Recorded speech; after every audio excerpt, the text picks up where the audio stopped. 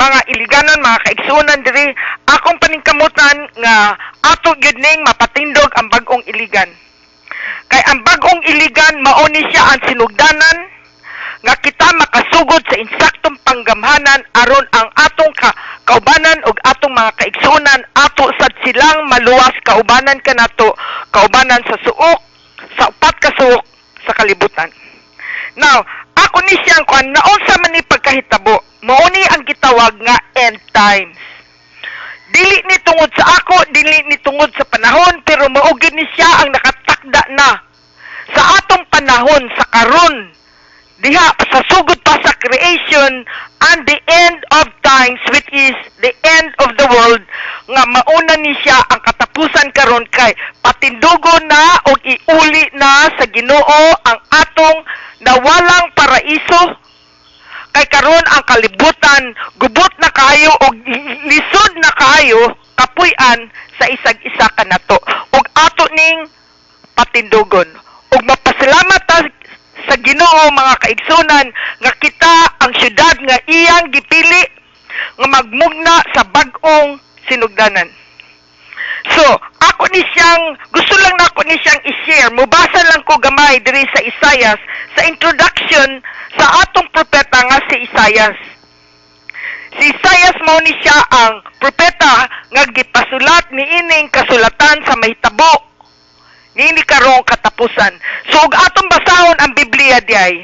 Naa dinha ang mga sugo sa Ginoo, naa dinha ang history sa atong pagsugod sa atong kalapasan ngadto sa paraiso nga kita ang gimugna diri sa Ginoo karon ang pagbalik niining nawalang paraiso aron mutindog gapod og balik kay karon na ang panahon. Ug akong basahon kini ning Isaiah, Book of Isaiah introduction.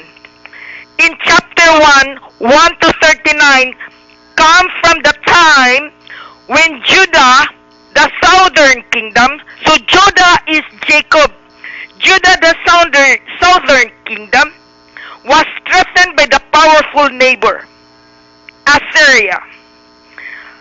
Isaiah saw the real threat of the life of Judah was not simply the might of the Assyria. Who are the Assyrians? The Assyrians are the Illuminati, the Americans. But what is the cause? It says here, but the nation's own sin and disobedience towards God. So, ang nahitabo diri sa ato o sa kalibutan is not because of the Illuminati, but it is because of the nation's own sin and disobedience towards God and their lack of trust in Him. In vivid words and action, the prophet called the people and their leaders. So we are now calling the leaders and the people to a life of righteousness and justice, warned their failure to listen to God would bring doom and destruction. Isaiah was foretold a time of worldwide peace and the coming of the descendant of David who would be the ideal king. In number 2, chapter 40 to 55, speak of a time when many of the people of Judah were in exile of Babylon, crushed without hope. So we are now in a point without hope. The prophet claimed that God would set His people free and take them home to Jerusalem to begin a new life.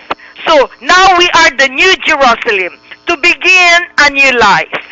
A notable theme of this chapter is that God is the Lord of history, and His plan for His people includes their mission to all nations, who will be blessed through Israel. So the rest of the nation will be blessed through us. The passages about the servant of the Lord are among the best known in the Old Testament. Number 3, chapter 56 to 66. The most part speak of the time when the people were back in Jerusalem. So we are now back in Jerusalem. and needed reassurance that God was going to fulfill His promise to the nation. Concern is expressed in righteousness and justice and also on Sabbath observance. What do you mean by Sabbath or observance? Sabbath observance is in the end time, in the last call of the seventh trumpet, in the end times. So we are now in the seventh Sabbath. Sacrifice and prayer, notable passage 61:2, word used by Jesus in the beginning of His ministry to express His calling. So what is it right now? So we are God's chosen. This city has to stand para ang Ginoo dili ta maapil sa tunglo kay patindugon gyud ni mo sugot man ta og dili mo tindog gyud ni siya kay dili man gyud ko mohunong hantod kini dili mo tindog. Bahala na nagmagbagyo na sa gawas. Ang nanay warning from the Chile yesterday, nag-earthquake ng 8.3 yesterday ang Chile, and then there was a notification from Geological Survey that Philippines is also part in the tsunami that might get hit. I prayed for it, that it will not happen, that our nation will be safe. So, not every time God will hear our prayer. Our prayer is only heard when we faithfuls here in our nation will listen to God's requirements. And what is God's requirements for us? To be truthful in our preamble, which Sir Mark just read. So just in the preamble alone, our institution, from the president down to the barangay, is unconstitutional. Sa preamble lang ta, niingon ang Ginoo, we the sovereign people. So, we are the sovereignty. Unsa may pasabot anang we are the sovereignty? Ang tao ang may katungod. So, kitang tao ang may katungod, pero unsa may nahitabo diri sa ato sa sanggunian? Walay katungod ang tao. Sila ra ang nagmungna diha ug atong balikan ang kuryente, for instance. Ang kuryente, ang global, still, ang tanan natong mga private rights nga kita makasave man lang sa atong panggamit o kita naa man lay panginabuhi, unsay ilang gihimo, ilang gibaligya ang atong katungod. Mao na siyang the sovereign rights of the Filipino people, the Commonwealth, ang atong Commonwealth ilang gibaligya. Bisan pa maglali sila, nay left, nay right, nay left wing, nay right wing, right? Naapay mediator. It doesn't matter. They all belong to the Republic of the Philippines, that is de facto, who is not following the rule of law. So, niingon diri, imploring the aid of the Almighty God in order to build a just and humane society, to establish a government. What is a government? A government is with territory. Without territorial jurisdiction, you are not a government. And they lost that under Article 1, Section 1. So, in Article 1, Section 1, they lost that rights because they are only an interim administration. Interim means temporary. That is, that has been signed and ratified in 1898 Peace Treaty. So, under the Peace Treaty, USMG was the recipient, U.S. military government, and America and the Republic of the Philippines were the recipient, while they will prepare the Constitution of the Republic of the Philippines, because in the later time, the owner whom God will designate to give the land to and empower the rights of the people, whom God will fulfill His promise for us. So, karon, kinilang ta sa preamble lang ta og sa Article 1, Section 1. Wala na ni masunod. So, by the rule of law, they are already an outlaw. And I know the people in Iligan, sangguniang panglungsod, naminaw sa atong program. Siyarok, bungol ba gyud mo? Dili mo makadungog ni ining among singgit diri sa katawan sa kalisod sa inyong gihimo nga criminal act. And we Filipino, we illegal allow them to do this to us again sa atong tubig. You know, ang tubig niya ang pinaka holy na siya, wisdom na siya, og life na siya. Water is life. And now they're selling the last straw of our life dito sa PPP. Bisag unsaon pa na nila pagkumbinsi ninyo. Dili gyud ko nila makumbinsi kay nganuman pagpamaligya gyapon na og gi-receive lang ta bisag kinsa pa nang musulti din ha nga mauna diha. Oy, pareho ra mo tanan taga Republic of the Philippines mo. Mo unsa man diay ang atong kagawasan.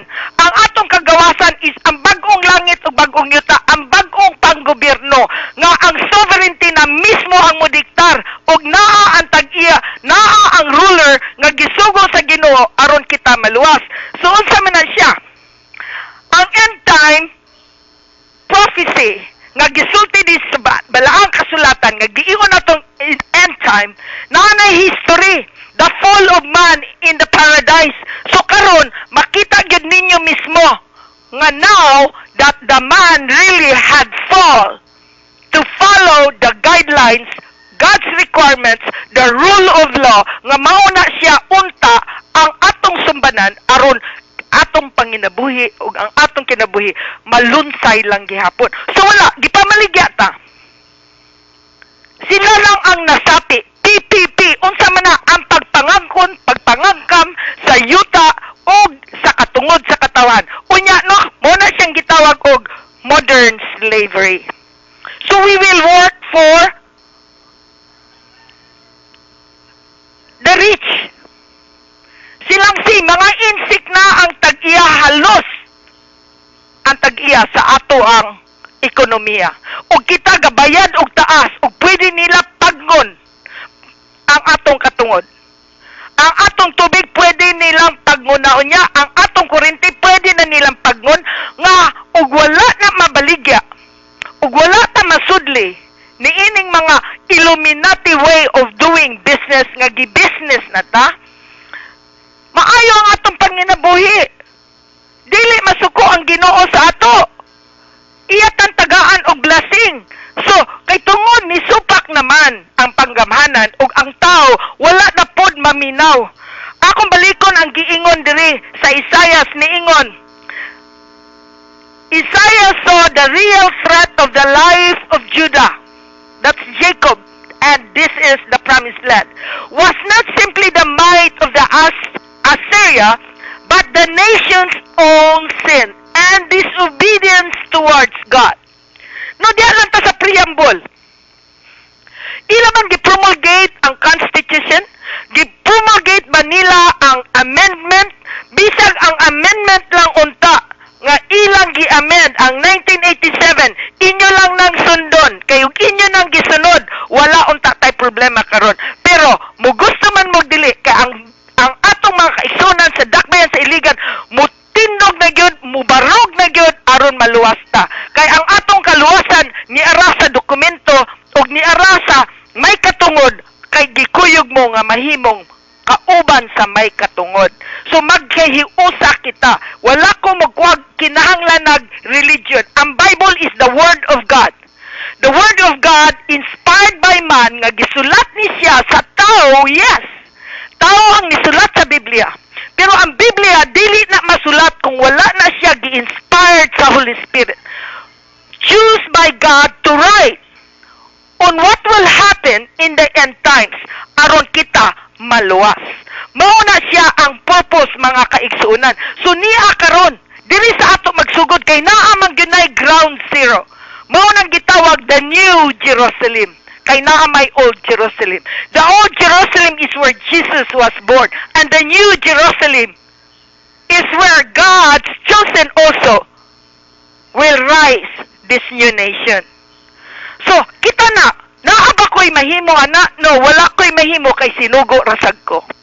Dinihugan rasag ko. O kamusad, dihugan san magbalik sa Ginoo. Kaya kita, magkahiusag kita, aron ta maluwas. So, kaluwasan ron, ang atong gihimo, kay gibaligya naman ta, wala na may nihatag sa ato og insakto nga mensahe sa Ginoo kay nga naman ang mga pari na politika na pod under the Republic of the Philippines. Violation na siya ha.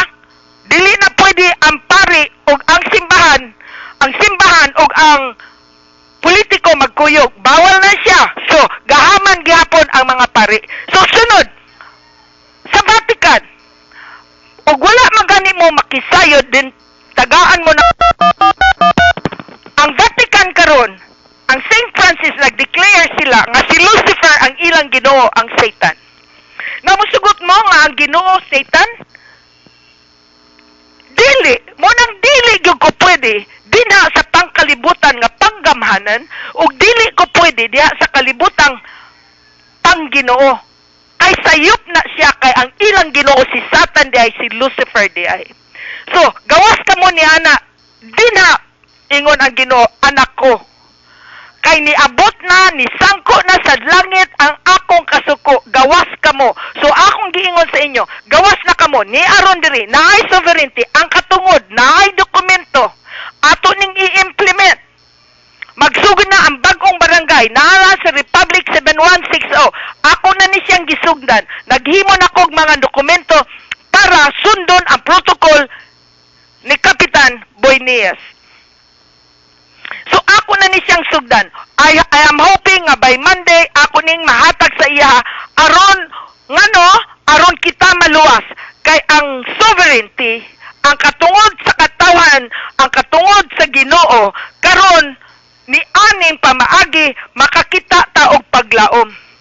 From here on mahatagan ta og insaktong panggamhanan, may paglaom, kaluwasan, and it will be a redemption of humanity.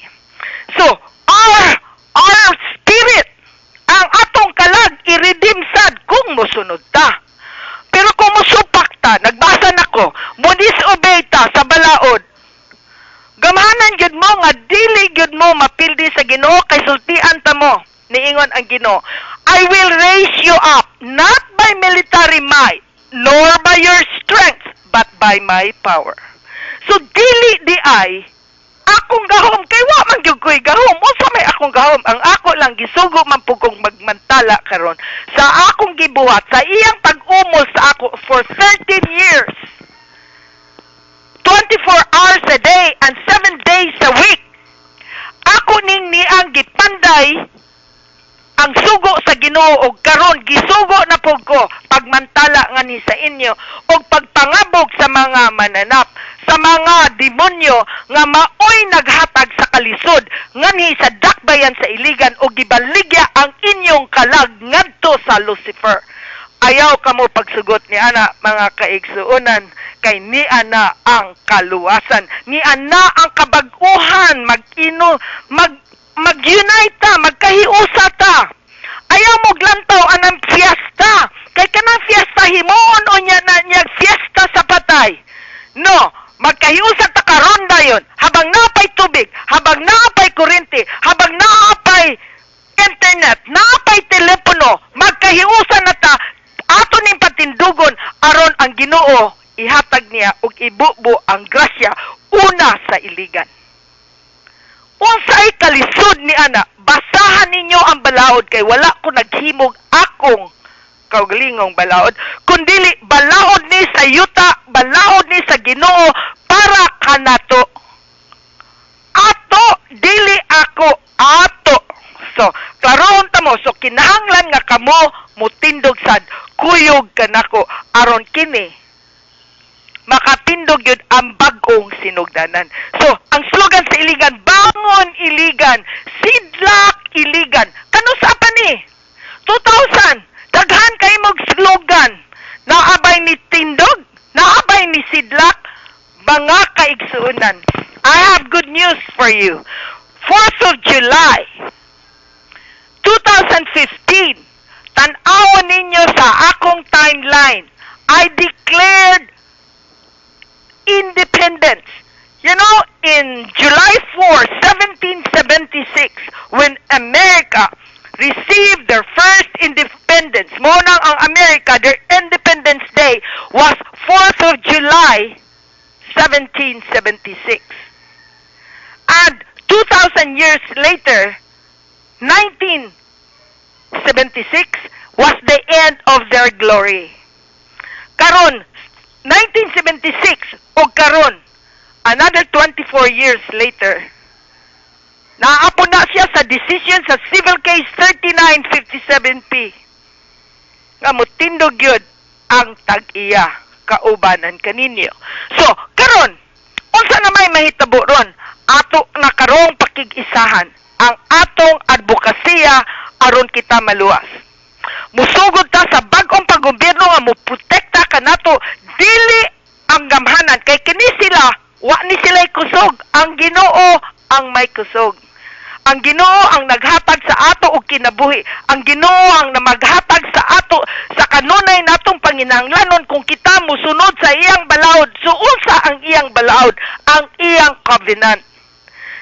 The Constitution is the Holy Covenant. Ato lang na siyang sundon. Wala kumiingog Biblia. Kay ang covenant sa Ginoo maupod na siyang naa sa Biblia pagprotekta nga na kanato. So, diha lang atong sundon ang Constitution. Kay nga naman, without the Constitution, we don't know where to put the Testament of Will. The Testament of Will is the territorial rights of jurisdiction, and also, this belongs, we're talking about the gold. That the gold all over the world will be returned to us. Here in Iligan. Here in the Philippines. And most of that was already returned. That's why the First World War was created, is to move the gold and make bunkers. The Second World War was created again to move the final movement of the gold. And 1970s, Ferdinand Marcos took 217,000 in the central bank. 217,000 metric tons of gold in the central bank. President Marcos do not own nothing when it comes to gold. This was the gold from Yamashita Treasure, all the gold that was brought back in the Second World War, but President Marcos took it again out in the country, sent it to Hong Kong, sent it to Great Britain, Switzerland, Germany, America, Vatican. This is where all our gold went. But don't worry, my brothers and sisters, because we still have the 400,000 metric tons left. Ato na siyang kuhaon. But under the decision of the Civil Case 3957P, including the compromise agreement that they decided in 1972, compromise, meaning kompromiso lang na siya, it's only a temporary. So now, that compromise ended 2006. Legally, judicially, under the decision and entry judgment of the Supreme Court, that the compromise agreement proceeding, a de facto proceeding, is already null and void and ineffective. Mauna sila tanan, pamirisohon, yun na sila. Pero, kamong mga gamhanan diri sa Iligan, pasaylungon biya mo. Basta pamalik lang mo. Ug unsa man ang inyong gipangwa, ibalik lang sad kuno sa katawhan. Ug dili na nyo balik, ayaw lang sad, pero magsugod yun kay mutindog na gyud ang bagong barangay. Okay. Next week, akong gihunat ang atong mga kaigsunan sa isa ka radio sa 92.7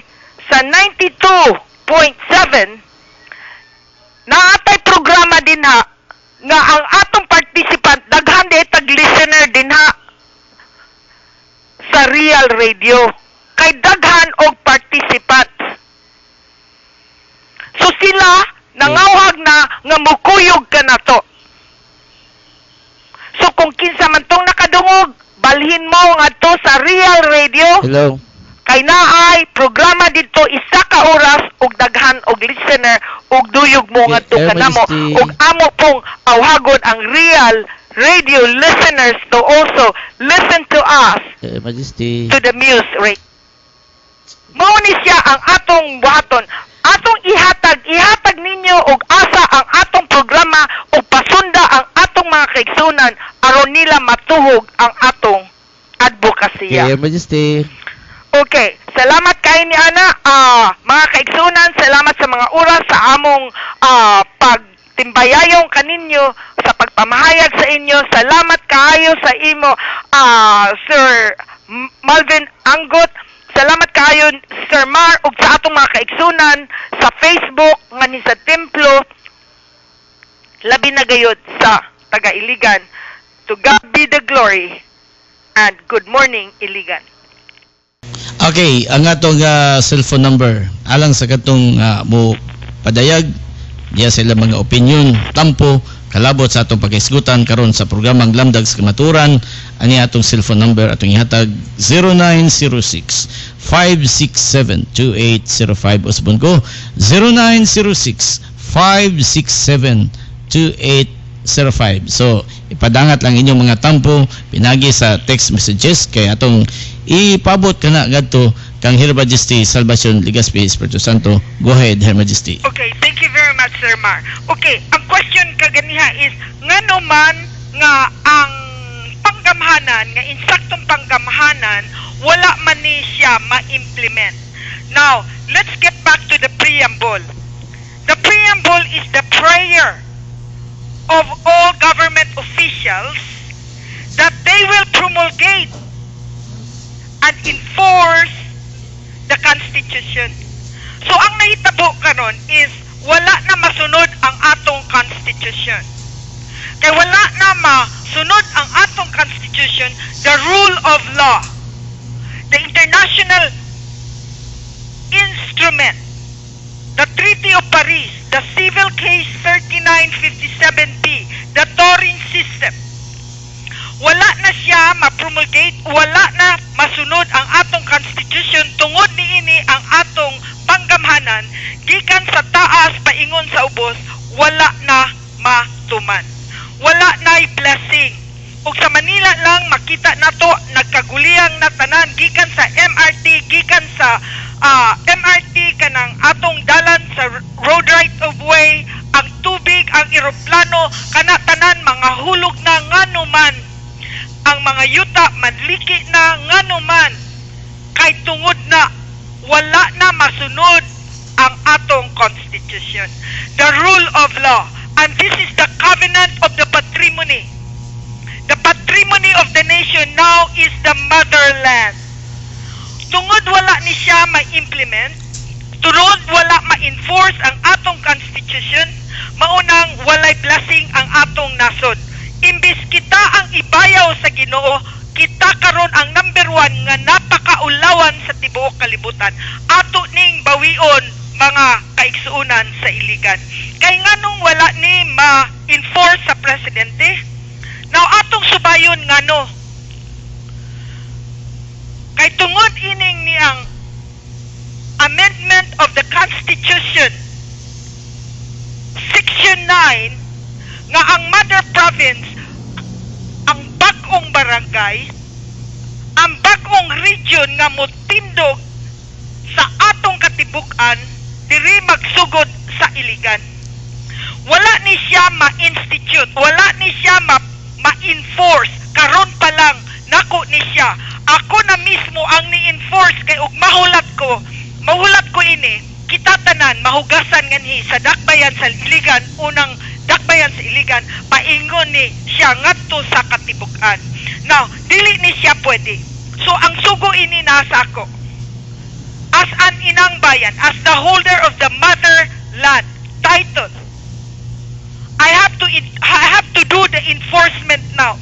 And all the government officials per se, kung government officials yun sila, kung legitimate yun sila, they have to follow the rule of law. The Constitution has to be promulgated and the enacted existing rights of dominion has to be respected, protected, enforced, and observed.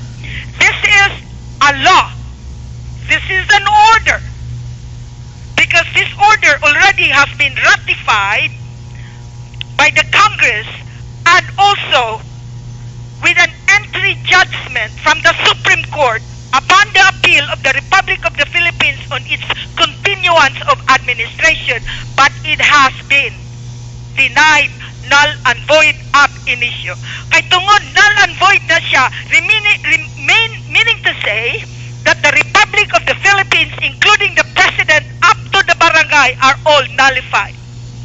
So, what are they doing right now? In the past, nung na-nullify na ang Republic of the Philippines, since 2004, actually, officially 2004, Republic of the Philippines already has been nullified. Null and void. De facto. Dili na siya function government. For that reason, tanan na nga nahitabo sa 2004, for 10 years thereon, ang nahitabo sa atong panggobyerno, ang nahitabo sa atong nasod, nahimong nagkaguliyang o kita napakaulawan nata sa tibuok kalibutan kay ang mga Pilipino, ang mga gamhanan, puro mga kawatan, limbungan na maligya sa ilang katungod nga dili ila. That is a violation of the Constitution, mga kahigalaan. Wala na mo'y mitingan din ha nga magmeeting mo og unsay insakto og dili. You stand in a wrong ground, in a wrong principle. Bisag kinsa pa na silang mga doktor, kaya kinsa pa na silang mga gamhanan, mga abogado, mga hurado nga magtindog din ha, gasayang mong panahon kay wala gyud mo'y blessing. You are standing in the wrong ground and you are barking in the wrong tree. So let's start with the Constitution. That's the root of all the evil that the government in the present time had failed to do. They are working on a shadow government. Shadow government meaning the past, the ancient, the history. History na yan eh. It's dead. And any dead never will fruit, will never blossom, will never be blessed. Dead na yan siya. So let us start with a new government in the new barangay and in this Republic Act 7160. There is no precedent here. That's why there is no election. Don't waste your time on electing criminal officials. This is actually even reiterated by Attorney Homo Bono Adasa. That Republic of the Philippines are doing a criminal act of election. It is criminal. It is against the sovereignty.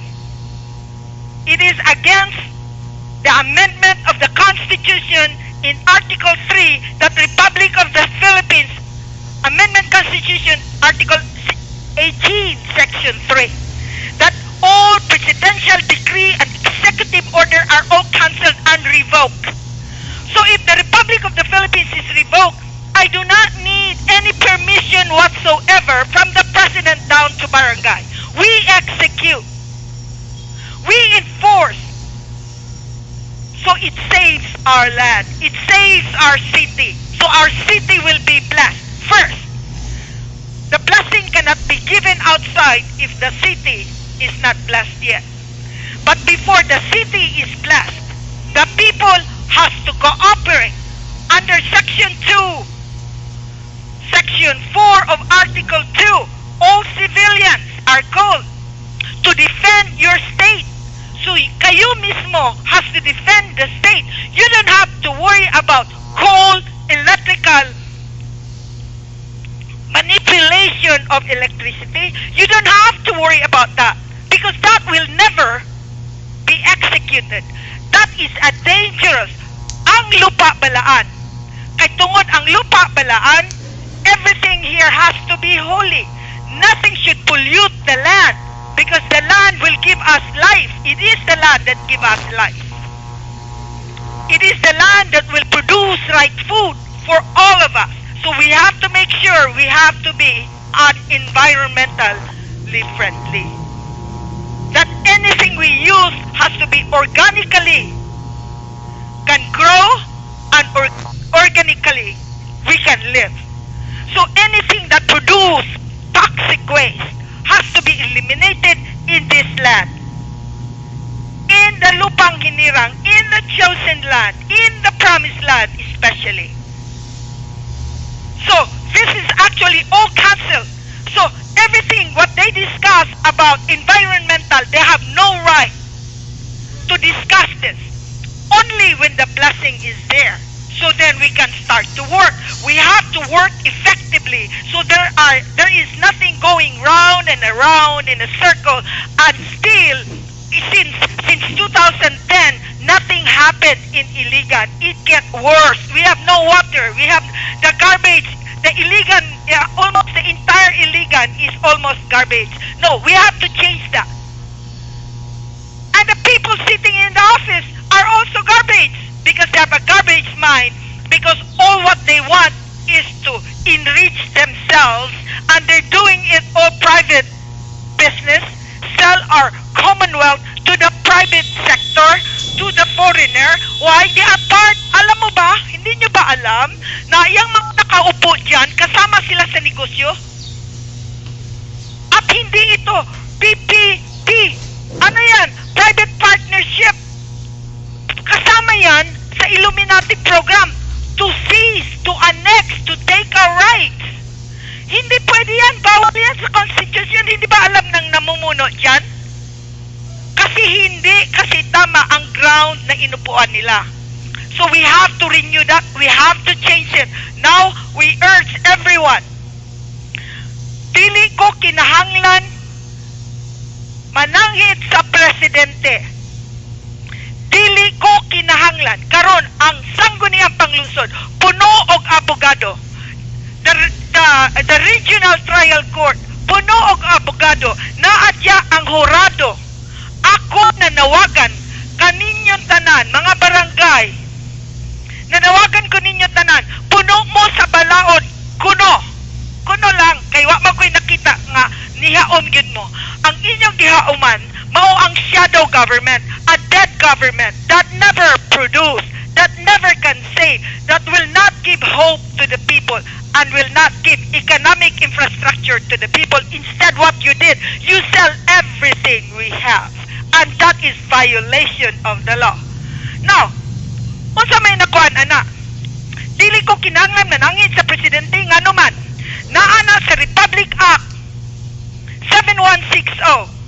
Ang motindog sa bagong barangay maunang gagunit sa isa ka titulo, isa ka tao sa tipik sa katibukan. Siya ang motindog sa bagong barangay, siya ang chief, siya ang ruler. Ako na.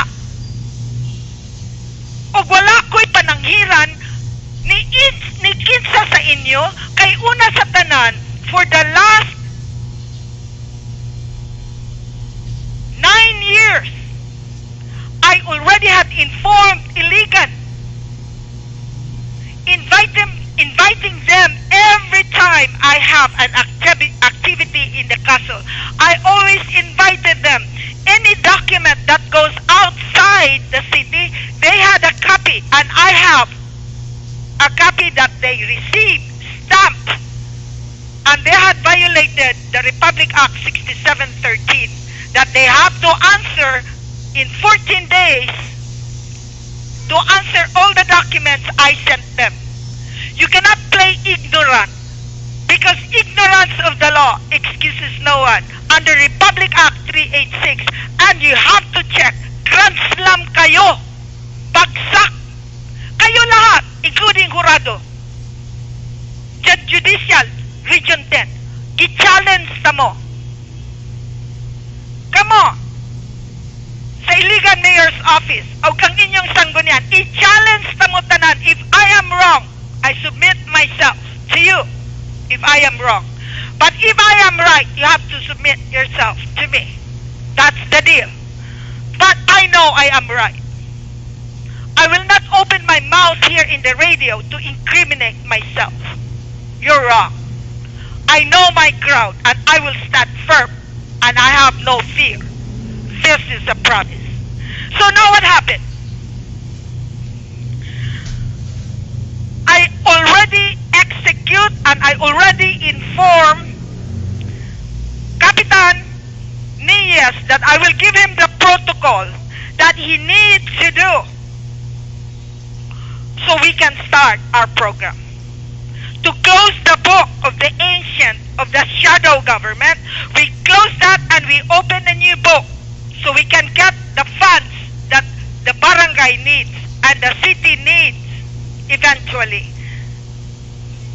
So the city will be blessed. And the city can start its right governance, the good governance, ang tamang daan, ang matuwid na daan. Iyan, transparency government. And everyone who sits in office has to be transparent. Then the people will be blessed. Please, and God will be blessed. Please too. Then we are all blessed. So, iyan ang protocol. Iyan ang requirement sa batas. We follow. We have to be obedient by the law, whether you like it or not. Don't do the law. Don't sign a provision and do not execute a provision in the law, but you have not found the root of the law.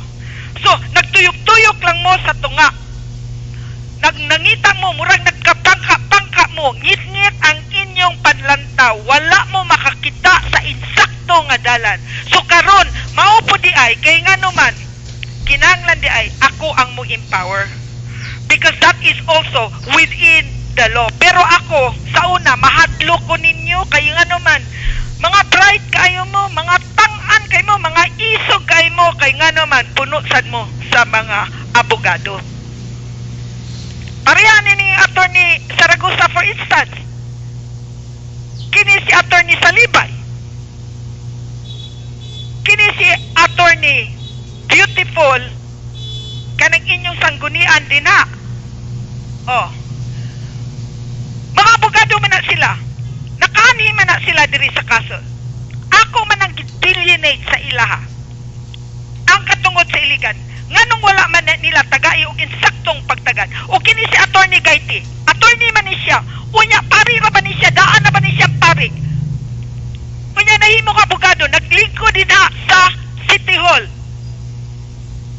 Legal officer of the city. Na mangunta na kupon nimo, Attorney Gaiti. Nganong wa ka kasabot sa rule of law? Nganong wala ka kasabot sa constitution? Nganong wala ka kasabot sa private rights? Nganong wala ka kasabot sa business sa tubig, exploitation of minerals and natural resources? Nganong wa ka kasabot?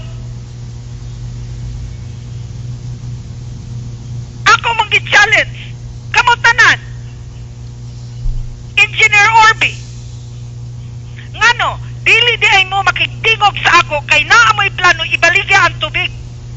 Kay ang akong plano sa inyo, kita ang mupatindog sa tubig ug naa ang bahandi nga mupatindog sa tubig nga mupaabot sa kabalayan sa katawhan. Ngano mang di man ninyo natagaan o pagtagad kay ngano kay dili mo makakwarta sa pagani. Makakwarta biya mo kay tagaan mo insaktong pansweldo. Gusto gyud ninyo inyohon tanan kay aron makaparti mo sa negosyo nga ang investor makasulod. Abi ninyo tanga mi, kunwari pa mo mag-away-away mo na leftist, na rightis, na pa bisag kinsa pa na dinha ang mudipig o dili mudipig sayop gihapon mo. Kay ang resulta ana ang syudad o ang barangay o ang lungsod gihapon ang masakit, ang katawhan. So dili na siya mao. Ato na siyang sibuon karon. Na ang kwarta sa panudlanan. Magawas ang kwarta sa panudlanan. Gikan ako sa kuwa ug ang kuwa ako nang ipahibalo kanila. Nga magsugod na ang barangay, ang bag-ong barangay ug auditon na kamo ug wala nay kwarta, muguwa ug wa nay approval nako. Ana ang balaod sa pambatas sa bag-ong sinugdanan. Ug nanawagsag ko sa National Treasury, sa office ni Mr. Makabato, wala man siya karon. Kay naka-leave day siya. I hope I can talk to him next week and I will also inform him about the program. So, wala na makakuan karon sa balaod. Kay ako yung i-enforce ang balaod. Gusto man ninyo dili, kay sumuna na tamo. O kamo ra ba daghan sa inyo dinha sa City Hall gipang sumuna na mo og wala ra ba isa sa inyo nga nitubag. Pero karon dili na mahimo. Kay ang prosecutor's office ug dili gani na sila manubag next week, tawagon namo sila mismo sa telepono ug patubagon nato si Prosecutor Quito nganong wala na mahatagi og insaktong pagtagad. Ngano kauban siya sa conspiracy?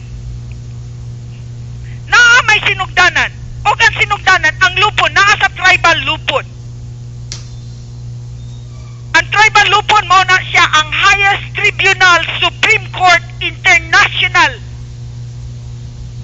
So meaning because I hold the international rights of jurisdiction on the ratification on the international law, ako ang gagunit ug ako ang mo execute, and you better be ready and you better respect this. And the e-court that I executed the illegal sa guniang panglungsod, I am telling you, you better answer now. And do not tell me I usurp. Now prove me that I usurp. It is you. I prove you every corner, every ground that you stepped on, that you usurp the rights of the sovereignty. So, karon tungon ini ako nasuko ko. Ngano masuko man ko para madungog ninyo kay nasuko na ang Ginoo, kay ang Ginoo hugasan na ang atong nasod. Ug ang akong gusto, masave ta. Dili ni siya personal. Wala ko'y personal ini kay wag personal palanta. Muuli na ko dito sa amo kay lami ang akong kinabuhi kaning. Diri ka sakripisyo ko nga ang mga tao diri sa iligan, puro mga sungayan, puro mga garbuso, mura ra bag insakto. Okay, excuse me, Your Majesty, doon ay text message diri atong basahon. Okay. Sir Mar, good day, aim. May kalabutan ba ang lamdag sa kamatuoran sa Bangsamoro or Bidco? Okay. Oh. Lamdag sa kamaturan, mauni siya ang bag-ong gobyerno nga atong gipatindog. So anything that involved the land rights and governance, appeal, labot, tanan, astang wati, appeal ta. So, kanang na ang bansang Moro, kahit unsaon na nila, kanang BBL, sa unsaon na nila, og ila man gani nang i-approve, ma-approve yun na nila kay sila ra may mo decision, kay naago na sila sa shadow government. So, no one can stop them. But, ang tibuok katawhan, og ang yuta, ang elemento, ang katibok ang elemento maghilak. O gubon yun ta sa elemento. O sila pong nanindog din ha. Ang tanang elemento, kauban ang mga tao, maghilak. Kay magiraman, annexation man na, dili man na ingon, wala man sila'y katungod nga mo discuss sa BBL. Walay teritoryo ang Republic of the Philippines. Ang hierarchy. This is a hierarchical activity, and hierarchy is already null and void. That's why the entire globe is null and void. And they are following the shadow government. Martial law na siya. So is to take, not to give. To destroy, not to create. Excuse me, Your Majesty, doon na may pamahayag si Senator Miriam Defensor Santiago nga the government has no authority for negotiations. Exactly. The government, the republic, ang government, ang gitawag, is the republic. Because the government that these people are talking is the Republic of the Philippines. Maunang gobyerno nga ilang gitindugan, dili ang akong gobyerno. Kay ang akong gobyerno, musugod pa og sovereignty ni siya. Iyahaning ni ang gobyerno kaharian sa Diyos nga Amahan nga nakasaad ni sa kaning pang time immemorial nga nawala ni sa pagguwa nato dito sa paraiso nga karon ibalik mo ni siya ang giingon ni Jesus nga the coming of the kingdom of the Father is coming near. Mo ni siya kay ang kaharian sovereignty, kay ang sovereignty gobyerno na siya, ug ang magdumala ang tag-iya ang Ginoo nga gadihog, ug ang iyang gidihugan ug ang mga katawhan iyang tagaag blessing ang nakasabot. Og ngani sa iligan magsugod. Dili ako ang gahimo ana. Ako inumo lang pug ko sa balaod iniining akong lakaw. Og panahon na nga akong isibya kaninyo kay sugo sad ni mo nang the greater than Jonas, the greater than Solomon, the queen of the south. Okay, doon ay text, Her Majesty, greetings. Salam and good morning. Okay, good morning.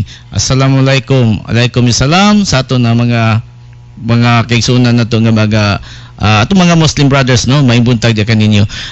Dunay text diri Her Majesty nga unta sir kung ang katawhan magkahiusa sa panawagan ni Her Majesty mayo unta nga mubarog ang atong bag-ong panggobyerno nga suportahan sa tibok estado sa atong nasod sa Pilipinas aron muguwa gayod ang insaktong pangagamhanan, sir.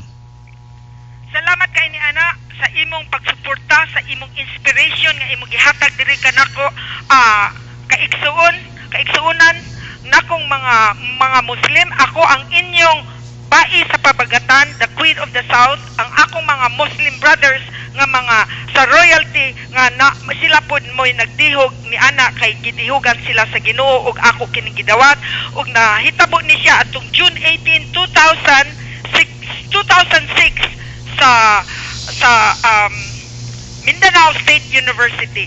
So salamat kayo niini mga kaigsunan, ato ni isarata, ato ni ibutang sa pakighiusa sa bag-ong gobyerno sa nagkalain-laing kultura, tradition and culture, but under the umbrella of God.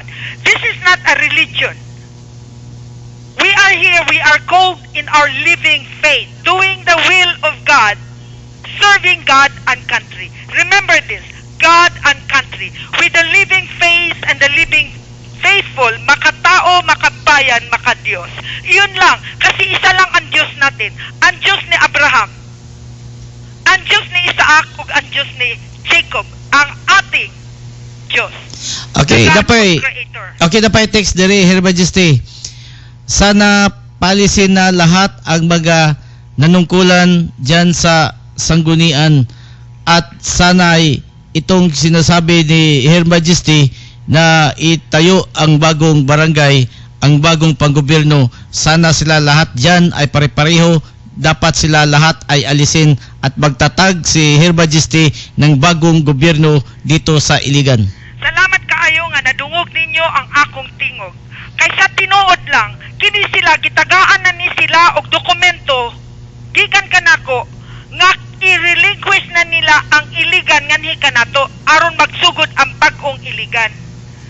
Akong gipamahayag ni atong February this year sa Iligan na nangimbita pa kog taga Manila aron musangyaw sa katibukan sa Iligan kay gi-record man ni nag-imbita pa kog mga newscaster gikan sa Manila ni gasto pa ko pero ilang gibalibaran unya nagkaduha gyud ko gabalik-balik diha unya ni sugot sad si Konsehal Opiniano nga paggamiton nila ko sa sanggunian. Actually ila kong paggamiton pero ila hatong programa sila dapat na adinha ang ilang gihimo na ako no sila meeting nga dili man to ambos kundi scheduled meeting to sa sangguniang panglungsod nga madungog nila ang akong tingog. So wala nila paminawa ang akong tingog. So instead ang ilang gihimo giimbita nila ang ilang tanan sekretary ug ang ilang mga kawani dinha nanlingkod og naminaw. So habang sila ang mga sangguniang panglungsod dito sila sa other room kay naa ko no sila meeting. Okay. Pero wala sila mag-meeting no, naminaw sila pero dili sila kaharong nako face to face.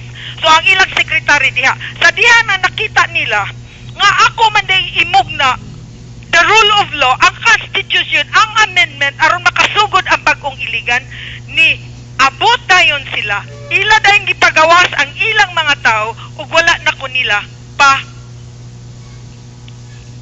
papadayon na. So ang nahitaboan na ningon ko occupation na ni occupancy. Dili ko mugawas diri hanto dili madungog ang tingog nako ngadto sa katibukan. So si Attorney Abragan ningon naa man may meeting og iyang giingon unsa man ning i-court usurpation of authority man ni ngano man ni siya ingko wala di kanibasa nganong karon pamangka pero nagtaranta siya kay pag abot dito ako man siyang kasuhan hadlok sa day siya kasuhan ako no. Okay, Her Majesty, doon ay text diri ato basahon na. Sir, susuporta kami kay Her Majesty kung gusto niya samahan namin siya doon sa sanggunian at makipagdialogo doon sa ating mga nanungkulan.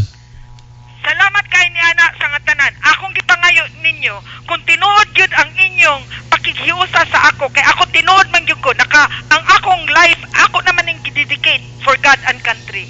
14 years na ko wala sa amo, kay ang ako biyang pamilya tuwa biya sa gawas. Gibiyaan ako sila kay tungod lang sa sugo sa Ginoo. Akong gihatag ang akong katibuk-an, akong kusog, ang akong katapusang piso akong gihatag nganhi sa pagpanilbi sa Ginoo o sa iyahang bagong nasod.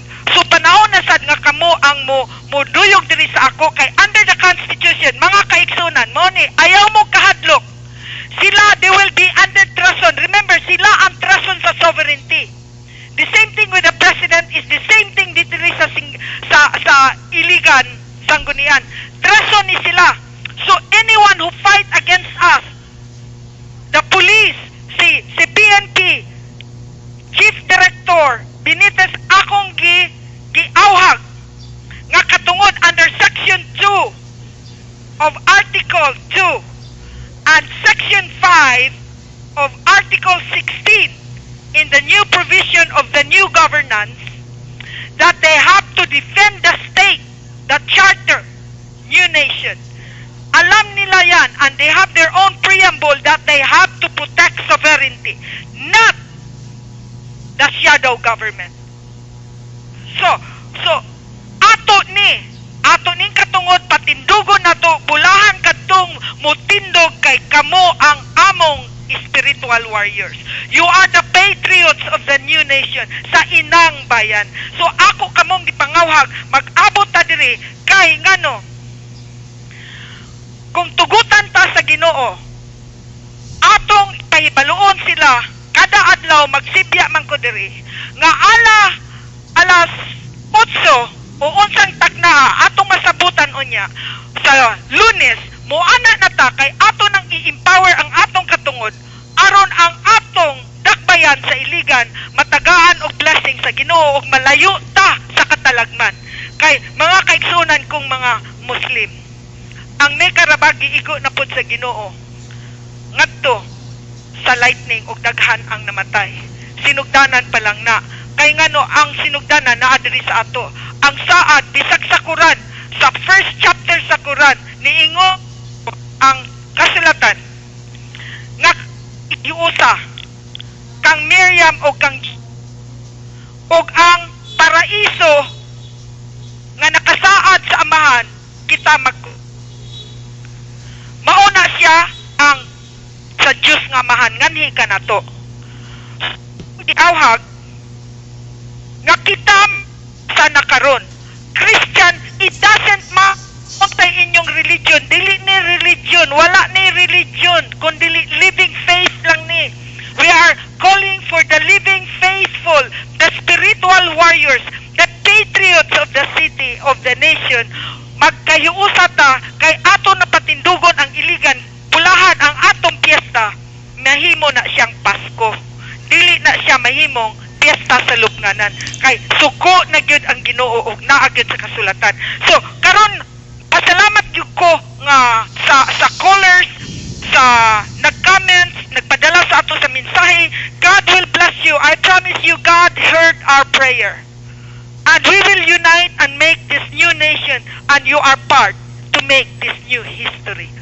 So, karon ang ato dayong unang sulbaron ug makatindog dayon October 1 nga ang tanan nga mga katawhan nga wala masweldohin sa daan nga gobyerno, ato na silang siguradoon nga kini sila makadawat sa ilang sweldo. Ug ang tanan naagyo'y trabaho, bisag paghinlo lang sa inyong kaugalingong nataran, naamoy madawat diha sa bagong kaharian, sa bagong gobyerno.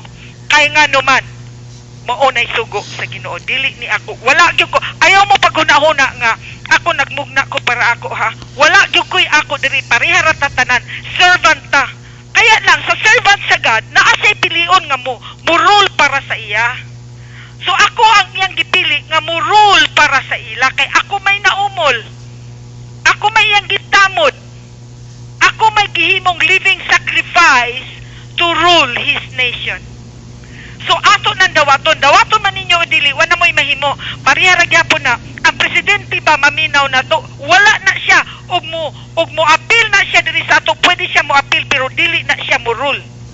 Pareha ra day na siya sa inyo. Pero sa dako nga sala niya, sa mama sa pano og sa tanan nga gihatag niya, nganhi nga gi-allow niya ang iyang mga tawo nga mangurakot nga ang atong nasod imbis i-raise up iyatang gilubong ngadto sa pakaulaw, dili na musugot ang Ginoo, heinous crime because he is the son of the beast. Naa na siya sa scripture. Dili na lang ko magbasa og scripture karon, pero naa na siya og inyo kong tugutan nga akong basahon, mabasa na nako. Okay, here ba si doon text dire. Sir, dalhin na lang doon sa EDSA yung pakikibaka ni Her Majesty para palitan si Pinoy. Kaya ba niya mamuno sa Pilipinas, sir? Dili na siya kinahanglan sa EDSA. Kita may nagsugod. Ang ground zero naman sa Iligan. Di man ta kinahanglan og EDSA. Dili ta mangupya ana.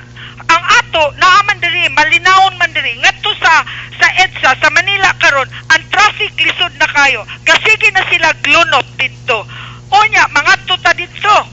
Murag dili gani na mao. Gamay ra ning Iligan. Gamay ra ning niyang barangay palao. Kita ra po'y kinahanglan diri kay kita may mamuyo, kita may mutindog, mag people's power ta diri. Dili man niingon people's power nga magdalagan nga kwan. Ang pulis mo duyog na to. Dili nang ang pulis mo protekta sa barangay. Sayop kay na siya kay kanang tanang mo protekta. Inig adto na to, ang tanan mo protekta. Sa kinsa ni protekta nila, kauban na sila sa treason. Kauban na sila sa conspiracy. O i-appeal na sila o pakulong.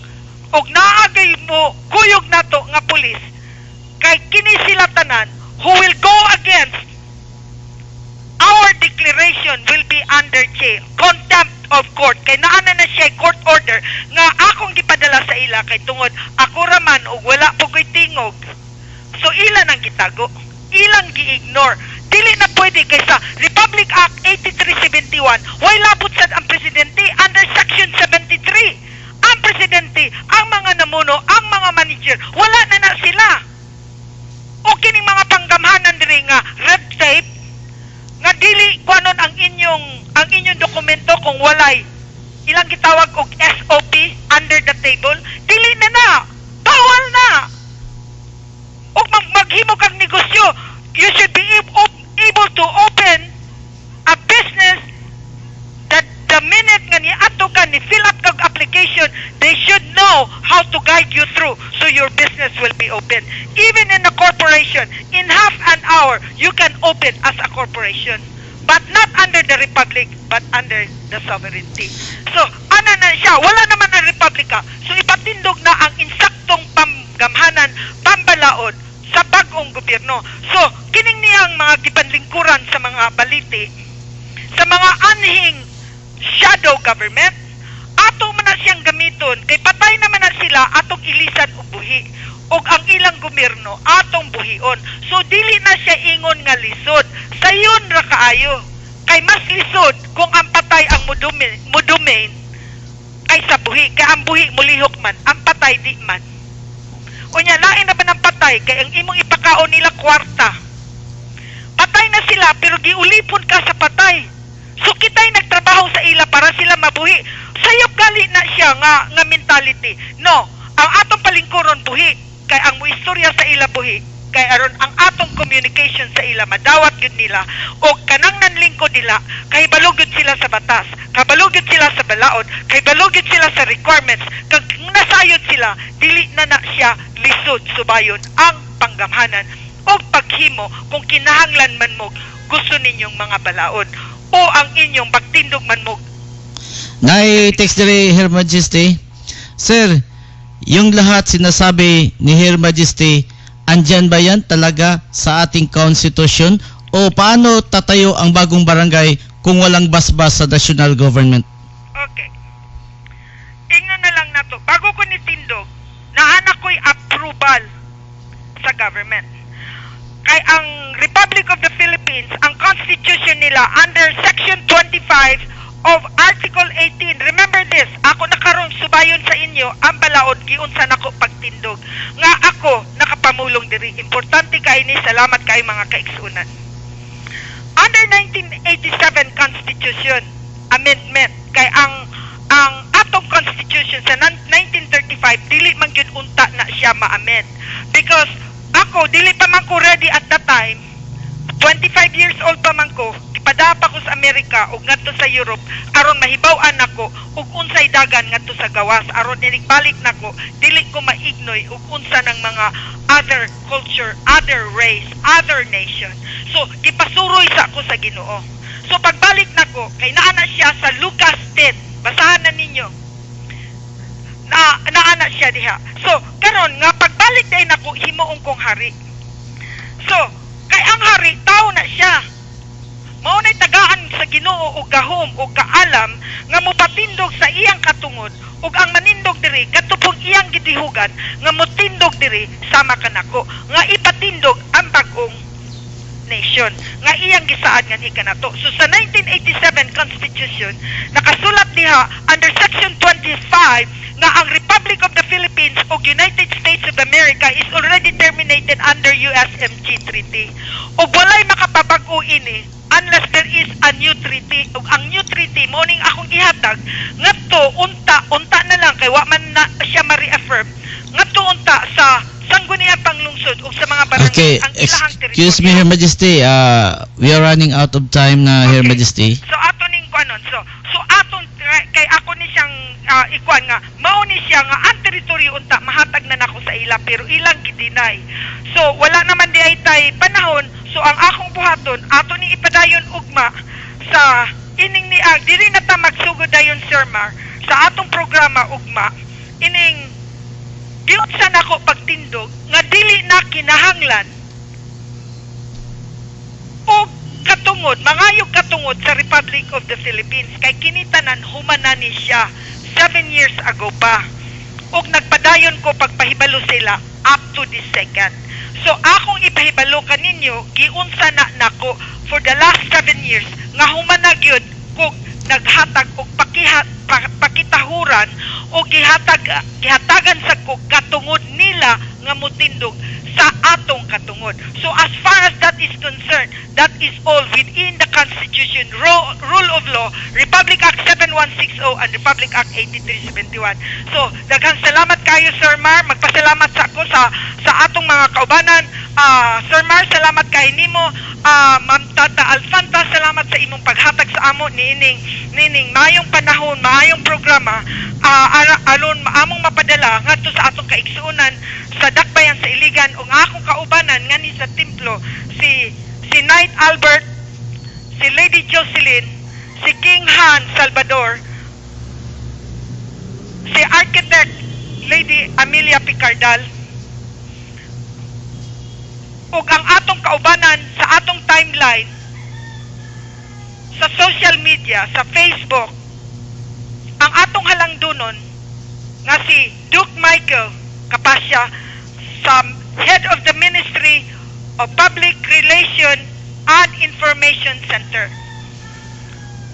Pasalamat kog dako kaniya kang bai Ranita Kabugwason sa atong mga kauban si Rick Hoyer, si Onin Neri ug ang atong mga kaubanan nga mga foreign friends who are willing to join us in our organization to help and support